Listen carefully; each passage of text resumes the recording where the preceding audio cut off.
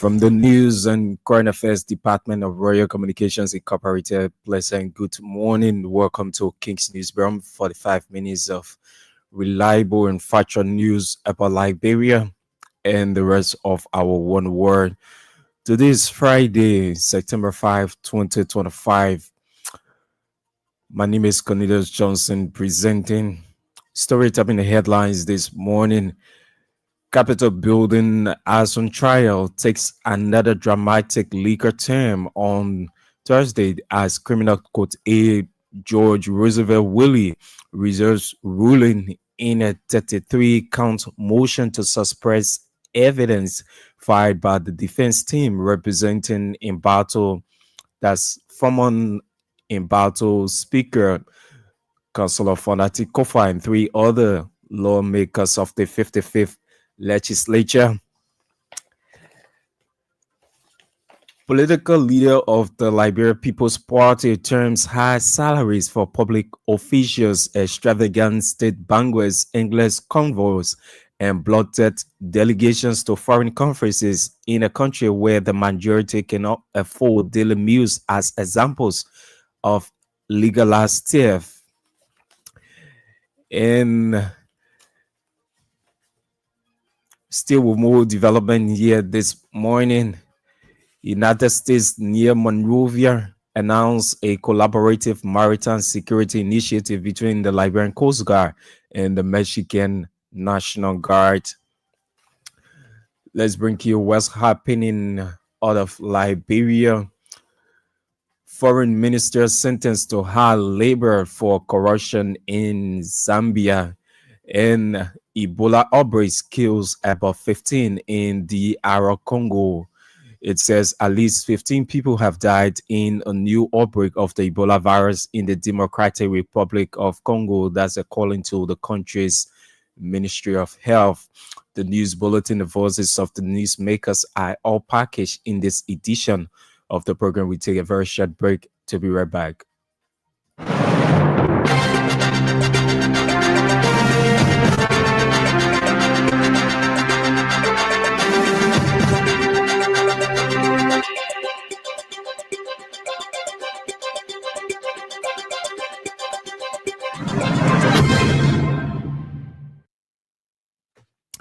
Thanks for being there and welcome back. The Capitol building, as on trial, took another dramatic turn on Thursday as criminal court aide George Roosevelt Willie Thursday reserved ruling in the 33-count motion to suppress evidence filed by the defense team representing former House Speaker Councilor Fonati Kofa and three other lawmakers of the 55th legislature. The trial already under intense national scrutiny continuing inside a packed courtroom at the Temple of Justice, where intense legal sparring unfolded between defense attorneys and government prosecutors. The motion, spanning 33 legal counts, was argued by legal defense counsel Councilor Arthur Johnson, who accused the prosecution of procedural misconduct and constitutional violations in the collection of evidence against the accused. Councilor Johnson told the court that urging the judge to invalidate all evidence obtained illegally, improperly, and in violation of the rights of the defendants. The defense motion to suppress evidence is among the most significant tools available in criminal trials, particularly in cases with strong political undertones. Councilor Johnson argued that crucial documents, electronic communications, and witness testimonies were secured with all proper warrants beyond jurisdictional boundaries or in violation of legal procedures. However, the lead prosecutor, Councilor Richard Scott, rejected the defense claims, describing the motion as an elaborate post-crime designed to delay justice and confuse the real issue. Councilor Scott argued that the evidence in question was obtained in full compliance with both statutory and constitutional mandate. After nearly 2 hours of heated argument, Judge Willie reserved his ruling, stating he needed time to thoroughly review both the defense motion and the prosecutor rebuttal. In a related development, criminal court A resident, that's George Roosevelt Willie, has denied a motion filed by defense attorneys seeking to televise the proceedings. The case, which has drawn intense public interest largely due to political prominence of one of the accused Grand Crew County District Number 2 representatives and former House Speaker J. Fonati Kofa and three other lawmakers. The defense team, led by Councillor Arthur Johnson, argued that live coverage of the trial will promote transparency, serve the public interest, and help counter what it describes as widespread misinformation and political narratives surrounding the case. The motion cited a precedent set by the Supreme Court in the repetition where live broadcasting was previously permitted in matters of significant public interest. Councillor Johnson contended that televising the trial will act as a safeguard against political spin, misinformation, and public doubt. However, in counsel argument prosecution lead by Councillor Richard Scott argued that televising the proceedings could undermine the integrity of the courtroom, encouraging theoretical behavior from lawyers, intimidating witnesses, and disrupting the solemnity of the trial.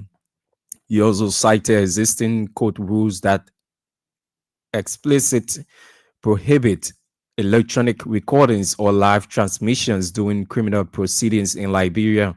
The trial has sparked significant debate among legal professionals, media observers, and civil society groups. Some have applauded the decision as a necessary measure to preserve the sanctity of the courtroom, while others view it as a missed opportunity to build public trust in Liberia's judicial system, one of that is often criticized for lack of transparency and accountability. Political leader of the Liberia People's Party has termed high salaries for public officials, extravagant state banquets, endless convoys, and bloated delegations to foreign countries as examples of legalized step in a country where majority cannot afford daily meals.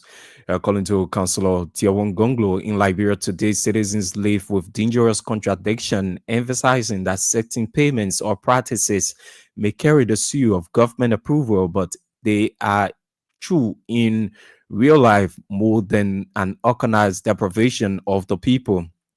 Speaking on the Truth Breakfast Show Thursday, renowned human rights lawyer turned politician said the mere fact that money is appropriated in a budget or authorized by the state does not change its character when it enriches a few while impoverishing the many. He mentioned the so-called rescue mission has failed to halt this legalized theft, and instead of curtailing waste, it has entrenched it, demonstrating lack of political will to fight corruption. The LPP political leader concluded that it is quite violent that produces mass poverty, unemployment, hopelessness, and human suffering, saying until Liberia confers legalized theft with the same seriousness as petty corruption, the citizens will remain rich in resources but poor in life. The Minister of Education, Dr. Jasu Jalan, has announced a major initiative aimed at tackling the alarming number of out-of-school children across Liberia.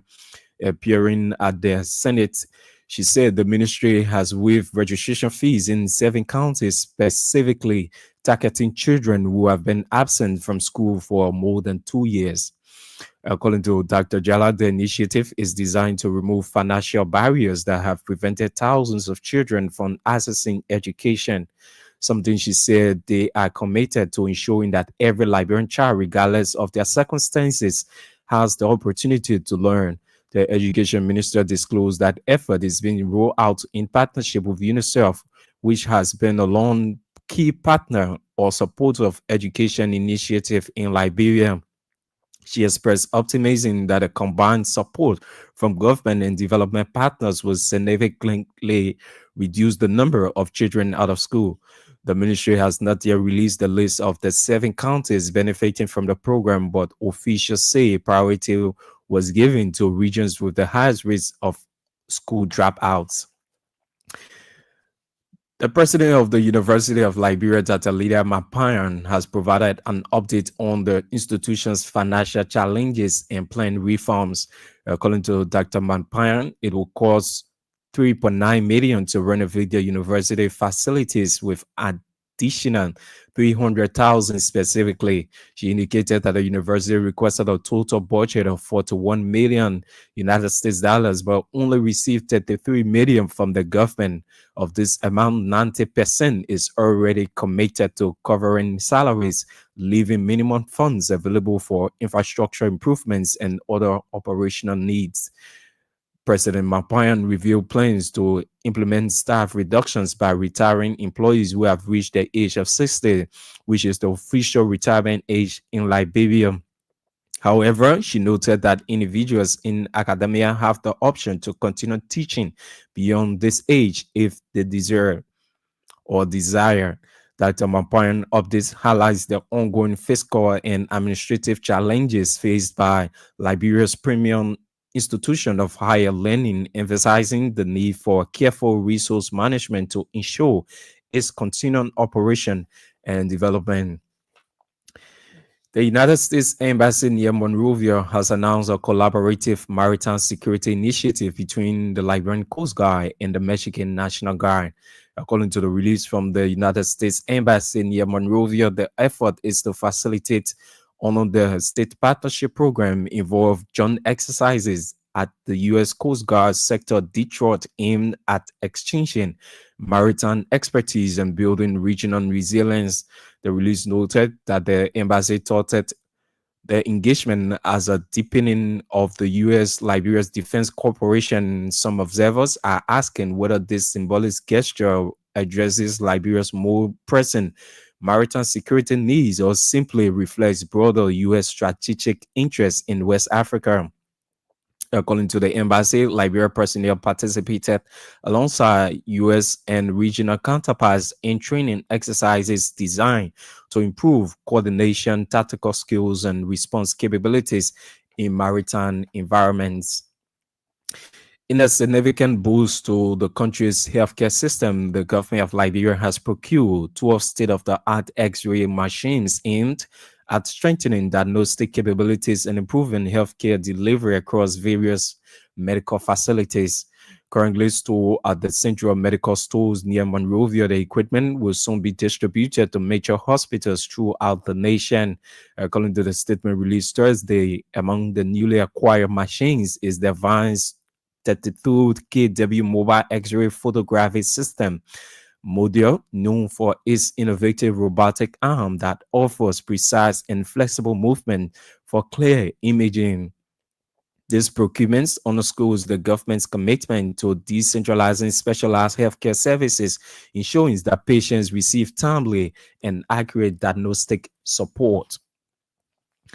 With strong backing from the Center for Transparency and Accountability in Liberia, the John Civil Society Anti-Corruption Initiative on September 4 convened a one-day workshop aimed at strengthening grassroots voices in the national fight against corruption. The training brought together about 30 representatives from 15 communities-based civil society organizations across Central Monrovia.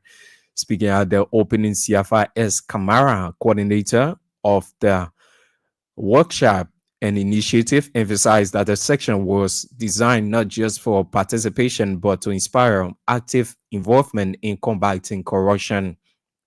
According to him, the workshop was intended to increase participants' capacity as civil society and community-based organizations to help institutions in fighting corruption both at the community and national levels. Engaging in a series of interactive presentations covering key topics such as understanding corruption, Liberia's anti-corruption laws, and the intersection of gender and corruption.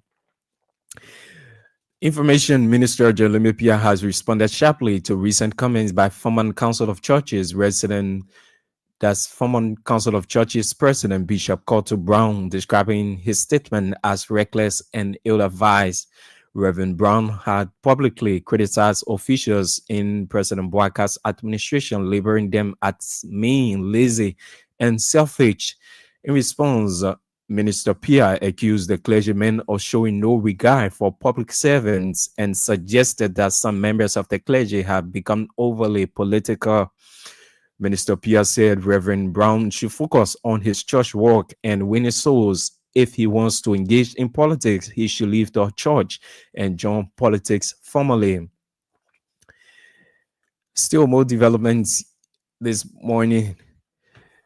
Prominent Liberian lawyer and politician Councillor Charlie Brumskin is calling for unity, visionary leadership, and renewed commitment to development of Grand Bassa County and Liberia at large, delivering a powerful address at the annual United Bassa Organizations in the Americas Convention.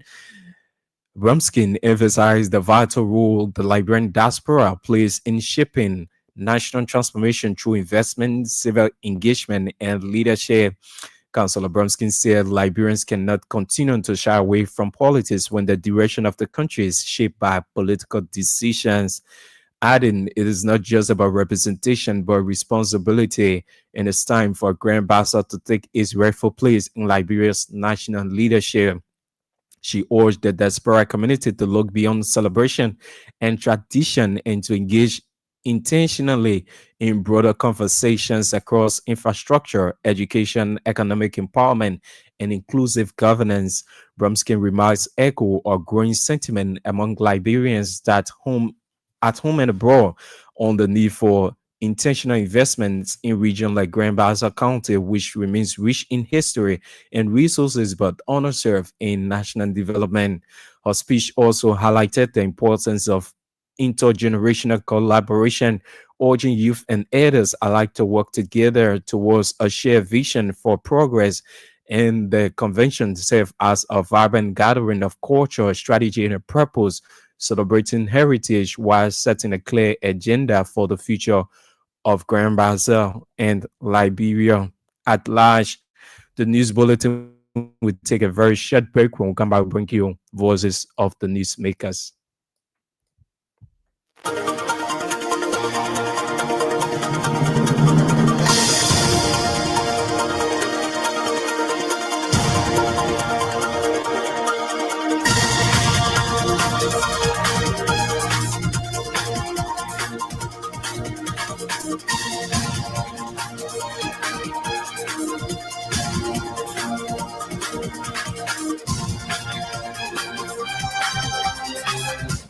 Indeed, if you're just joining us, is a reminder you are in terms of King's Newsroom, 45 minutes of reliable and factual news about Liberia and the rest of our one world. Today is Friday, September 5, 2025. My name is Cornelius Johnson.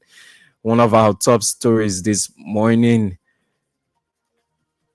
Capitol building as on trial takes another dramatic legal turn as criminal court aide George Roosevelt Willie reserves ruling in the 33-count motion to suppress evidence filed by the defense team representing in battle former Imbalto House Speaker Councillor Fondati Kofa and three other lawmakers of the 55th legislature. Let's now bring you voices of the newsmakers right here on King's Newsroom this morning. Political leader of the Liberia People's Party has termed high salaries for public officials extravagant state banquets, endless convoys, and bloated delegations to foreign conferences in a country where the majority cannot afford daily meals as examples of legalized theft. According to Councillor Tiawon Gonglo, in Liberia today, citizens live with a dangerous contradiction, emphasizing that certain payments or practices may carry the seal of government approval. They are true, nothing more than an organized deprivation of the people. Speaking on the Truth Breakfast Show Thursday, renowned human rights lawyer turned politician said the mere fact that money is appropriated in the budget or authorized by the state does not change its character when it enrich a few while impoverishing the many. Leadership is for the people. Live a low life, less expensive life, long convoys, big travel delegations abroad. That's legalized theft. I appear on this very radio and I appear on OKFM and challenge the government, and nobody has debunked that. I said our delegation to Japan was higher than South Africa's delegation. Now South Africa has a presidential plane. It was higher than the Nigerian delegation. It was higher than the Egyptian delegation. I'm calling these three countries because these are the three leading countries in Africa. If they can carry smaller delegation, then Liberia has another scandal. Just like how officials of government in Liberia who are making higher salaries than officials of government in the United States. That's scandal. Carrying higher delegation than the powerful and richer countries in Africa is another scandal. And that's legalized steps, all right? And the legalized step now is even going to the ministry I said before, Ministry of Labor. I call it another form of legalized steps, where the work permit. I am the president as Minister of Labor 15 years ago, who increased the work permit fee from $400 to $1,000 US. The intent was not for government to make money. The intent was to discourage employers from bringing non-Liberians here to take jobs that Liberians can do. Since I left, now 1 cent has been added. But from the information I'm getting from the Ministry of Labor, the Ministry of Labor under the CDC government brought in a Slovenian company called Sept. Sept is now issuing the work permit to non-Liberians who are coming to work here and collecting about 40%. There was no need for that. So if Liberian government gets if $1,000 paid now, Liberian government only gets $600.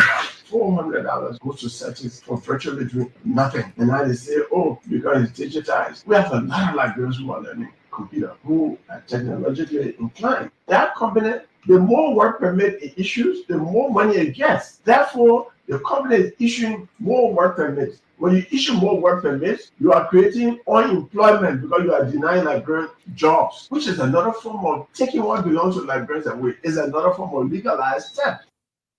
He mentioned the so-called rescue mission has failed to halt this legalized theft, and instead of curtailing waste, it has entrenched aid, demonstrating lack of political will to fight corruption. The LPP political leader concluded that it is quite violence that produces mice, poverty, unemployment, hopelessness, and human suffering, saying until Liberia confirms legalized step with the same seriousness as petty corruption, the citizens will remain rich in resources but poor in real life.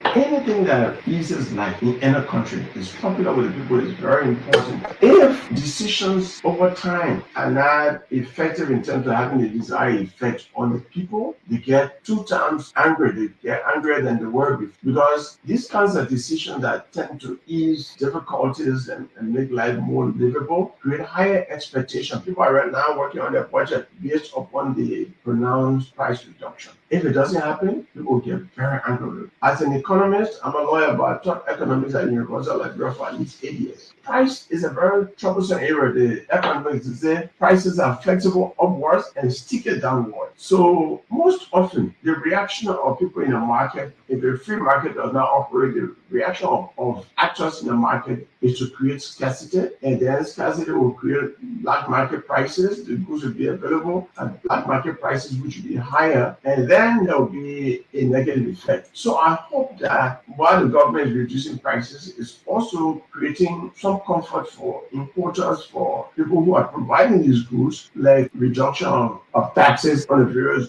goods, or even subsidizing something. The business people are employers, many of them, some of them are Liberians themselves too, their earning income. So it has to be a holistic approach that will make the policy to last. Otherwise, the negative effect on the government would be the government will win a battle and lose the war. You can win today, people are happy for 1 day or 2 days, they're very happy. But over time, you lose. I'm a lawyer, but I'm also a politician. And anytime we are people happy, make all of us happy. We thank government for that, but we hope that the government is doing its homework so that this reduction actually benefits the people. The political leader of the Liberia People's Party, renowned human rights lawyer, Councillor Tiawon Gonglo, there speaking. The Minister of Education, Dr. Jaso Jalan, has announced major initiative aimed at tackling the alarming number of out-of-school children across Liberia. Appearing at the Senate, she said the ministry has waived registration fees in 7 counties, specifically targeting children who have been absent from school for 2 years or more. According to Dr. Jala, the initiative is designed to remove financial barriers that have prevented thousands of children from accessing education, something she said they are committed to ensuring that every Liberian child, regardless of their circumstances, has the opportunity to learn. Kindergarten to GSS. Yeah, so we need to know, so the public can know it's not more free school. Yes, kindergarten to GSS public schools. Is it GSS? In the junior secondary school. Yeah, you gotta explain that. Which is grades 6 to 8. Okay. So regarding universal access, we started the Back to My Classroom campaign launch in the 7 counties that I spoke of. And our goal is to get 250,000 students back in school.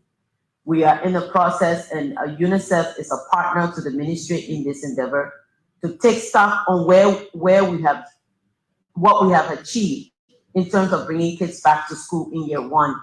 And that report, once we complete the taking stock for how many kids we've been able to get back to school, that will be shared with the committee. We've also implemented the GOL flagship project. We will be implementing the GOL flagship program for primary and foundational education between 2025 and 2029. We're able to secure the Liberia Excel project, which is excellence in learning. And if we've heard about school construction, this is the project that is going to do that. But that is just a component of the Excel project, because we want to strengthen teaching, learning. The development plan calls for teacher capacity and student learning capacity.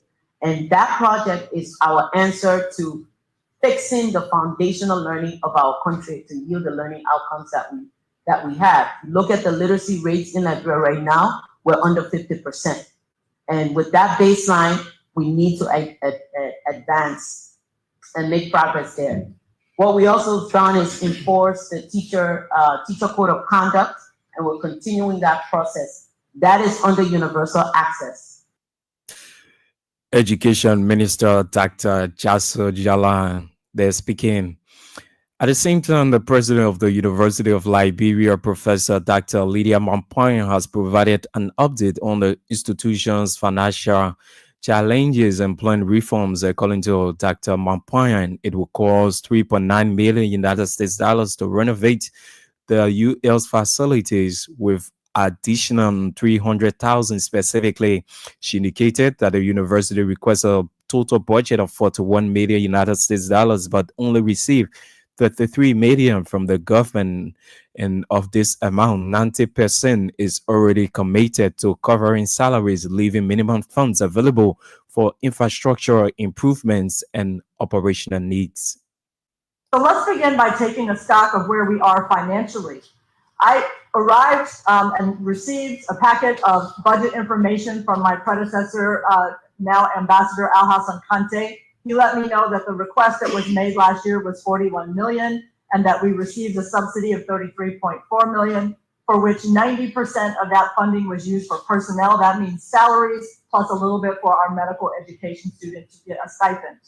That meant that there was on paper a gap of $8 million, which was partially filled by our internally generated revenue to approximately the figure of $5 million. So that left us with still a gap. I inherited that. Now, in FY 2026, we were told that our budget ceiling for the coming year is again 33.4 million. However, that we have been presented with the opportunity to make the case for what we might actually need. In June of this year, I had the campus participate in a participatory budget exercise in which I asked every unit and every academic department on the campus to give me 3 scenarios. The first scenario is, what would your budget be if you did the exact same thing next year as you did this year?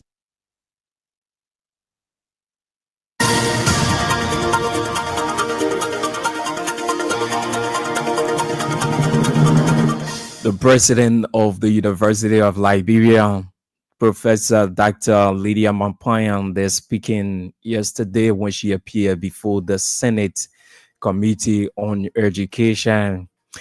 Indeed, if you just joining us, is a reminder you are in tones of King's Newsroom, factoring reliable news about Liberia and the rest of our one world. Today is Friday, September 5, 2025. Story topping the headlines this morning. Capitol building as on trial takes another dramatic legal turn on Thursday as Criminal Court A. George Roosevelt Willie reserves ruling in the 33 motion to suppress evidence filed by the defense team representing former Imbato House Speaker, Councilor Fondati Kofa, and three other lawmakers of the 55th legislature.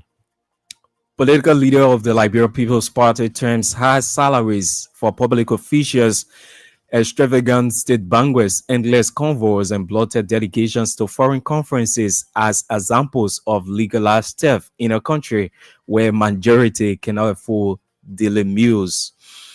Councillor Tiawon Gonglo said citizens live with dangerous contradiction, emphasizing that certain payments or practices may carry the seal of government approval.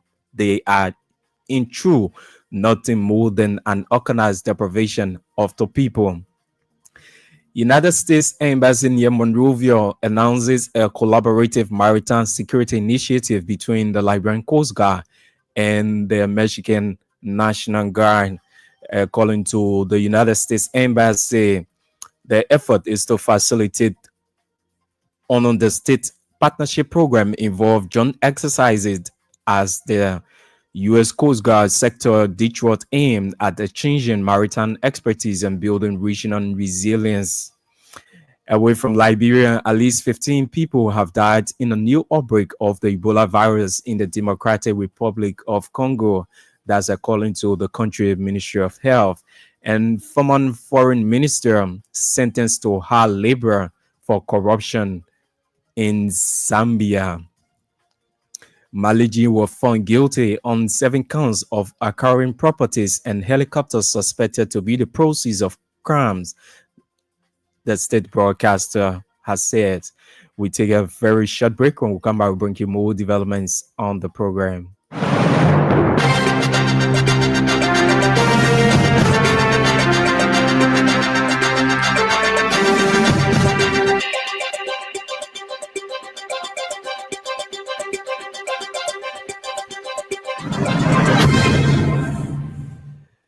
Many thanks for being there and welcome back.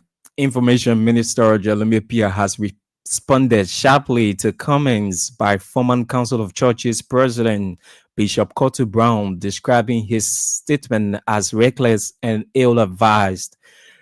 Reverend Brown had publicly criticized officials in the Boakas administration, labeling them as mean, lazy, and selfish.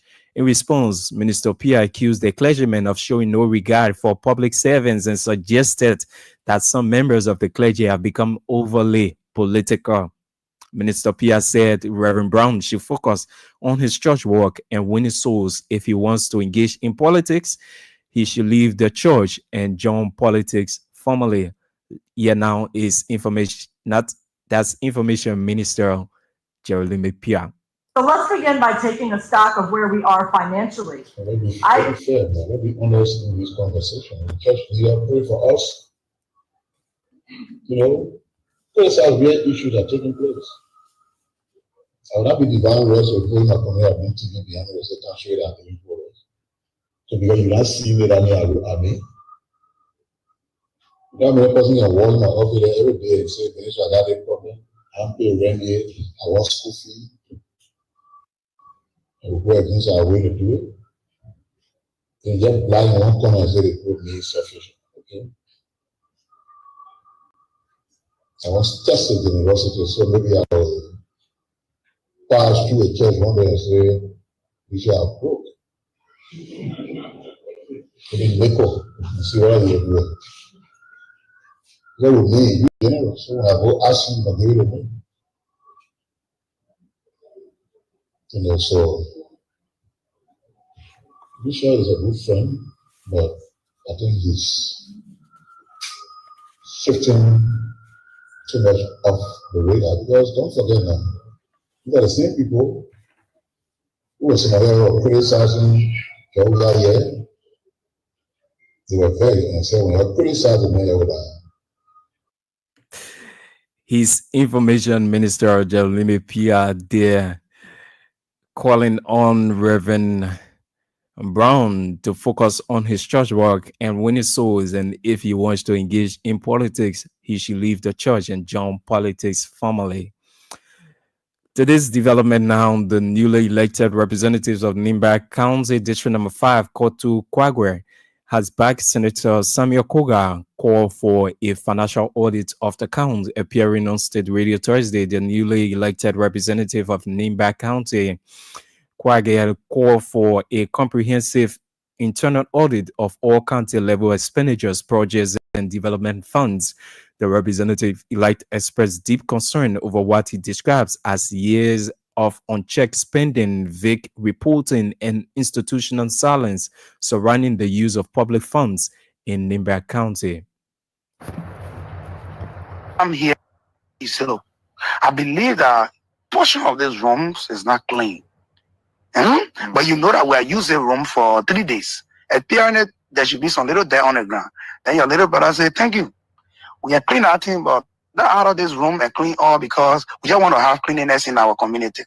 I don't think your little brother, they respect you. Onokoga said they should audit the county. I said, in my mind, Onokoga is right. What is happening to Liberia that we keep going back is corruption. So I believe, let's add this one there too and clean everything. I don't want for to come from there only then they say, what's about they want? So that clean everything. I'm not saying to Koga, I say legislature. I think see, I'm not saying to I don't say district number 5. I'm not saying on Koga, but I say our county development fund because take from me. Under the leadership of Speaker Eli Talos, there was a resolution among the representative that annually every district should receive 72,000. And this 72,000, when list result what is 72,000, after the deduction of 10% I go to list, the district will have 68,000 to work with. Now, this money was meant for development, and not just in my district, it was across Liberia. Now, this legislative funding in question, after 2023 election, they changed the code to legislative engagement because some of us were speaking about it already. Now, where are the funding? So they changed the code from legislative support projects to legislative engagement. And engagement can be, how you take the money, you go give it to your people, how people speak to you, you give it to them. This engagement will not make clear what type of engagement should be made by legislature. Now, this funding was given. So we want to know how this engagement funding were used. We also want to know how the legislative support project funding were being used. That is not to an individual, even to those who are left in space. So you go in. He's newly elected representative of Nimba County District Number 5, Representative Kotu Kwagwe. They're speaking to this development now. Prominent Liberian lawyer and politician, Councillor Charlene Bromskin, is calling for unity, visionary leadership, and renewed commitment to the development of Grand Bassa County and Liberia at large. Delivering a powerful address at the annual United Bassa Organizations in America, Bromskin emphasized the vital role the Liberian community plays in shaping national transformation through investment, civic engagement, and leadership. Councillor Bromskin said Liberians cannot continue to shy away from politics when the direction of the country is being shaped by political decisions. Adding, is not just about representation but responsibility, and it's time for Grand Bassa County to take its rightful place in Liberia's national leadership. And I believe we are the only group that shy away from politics when our country is driven from its belly by political action. It will not do us any justice to come here and look fine and to eat very good food and celebrate and leave here without acknowledging the points that were raised today. So y'all please give me 2 minutes. This idea of unity among the Bassa people, the second largest tribe in our nation. The idea of economic empowerment that the pro-tem mentioned here today, that should rise from Grand Bassa County. But most importantly, that we are intentional about about developing the young people. The pro tem and I have spoken on a number of occasions about, we have said there's no reason that Buchanan City should not be the commercial hub, the economic capital of Liberia. So, Pastor people, when we sit here today and we enjoy ourselves, we will be remiss if I didn't leave here tonight and say, there is no reason, if this thing will put me in trouble because you are on TV. That Pastor, at this point in our history in Liberia, has not produced a president. I'm sorry to, but I'll be 50 next year. And the women who are their age or over young know after a certain point, you don't care what people think. You say what is important, what's necessary to say. Nobody from you are mad. All this senator is, yeah, this senator would be senator. Like Edith Congo led. There is no, the Nima people, they don't shy away from pushing their own. Why was Pastor always be timid when we say we have the best? What we can lead to? My cry here is a personal one too. Because if you know my last name, you know my father's sweat sacrificed for us. And we were not united enough to do what Nimba has done, Bofa has done, the Southeast has done. We will have another chance again. This is not a tribalistic issue. She's prominent Liberian lawyer and politician, Councillor Charlene Bromskin. They're calling for unity, visionary leadership, and renewed commitment to the development of Grand Bassa County and Liberia at large. Away from home now, at least 15 people have died in a new outbreak of the Ebola virus in the Democratic Republic of Congo. The country's Ministry of Health has said the presence of the virus has been confirmed in the 4-year-old pregnant woman who was admitted to hospital last month after showing symptoms that included a high fever and repeated vomiting. She died a few hours later from multiple organ failure. This will be the 16th outbreak of the deadly virus in the vast Central African state that has poor health services and is hit by conflict in the east. The latest outbreak is in Central Kasai province with 28 suspected cases recorded. Officials have urged strict adherence to preventive measures, including frequent washing of hands and social distancing in high-risk areas. And Zambia's former foreign minister, Joseph Malingi, has been sentenced to 4 years in prison with hard labor after being convicted of corruption. Malingi was found guilty on 7 counts of acquiring properties and helicopters suspected to be proceeds of crime, according to the state broadcaster. His co-accused, former Treasury Secretary Francine Yamba, received a 3-year jail term for approving the transfer of more than $8 million United States dollars to Zambia's diplomatic mission in Turkey without justifying their expense. Several ministers in former President Edgar Lunga's government have been convicted of various offenses, but Malingi is the most high profile of them all.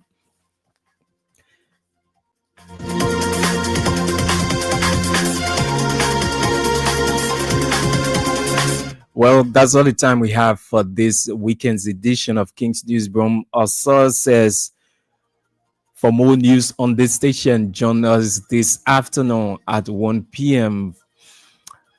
As we climax this presentation, story top in the headlines this morning, Capitol building as on trial takes another dramatic legal turn as Criminal Court A George Roosevelt Willie reserves ruling in the 33-count motion to suppress evidence filed by the defense team representing former in-battle House Speaker, Councillor Fonati Kofa, and 3 other lawmakers of the 55th legislature. Political leader of the Liberia People's Party terms high salaries and extravagant state banquets, endless convoys, and bloated delegations for public officials as examples of legalized theft in a country where majority cannot afford daily meals. And United States Embassy near Monrovia announces a collaborative maritime security initiative between the Liberian Coast Guard and the Michigan National Guard. Away from home, at least 15 people have died in a new outbreak of the Ebola virus in the Democratic Republic of Congo. That's according to the country's Ministry of Health. And Zambia's former foreign minister has been sentenced to 4 years in prison with hard labor after being convicted of corruption. Many thanks to all of our contributors, editors, and reporters who help in making this edition of King's Newsroom a success.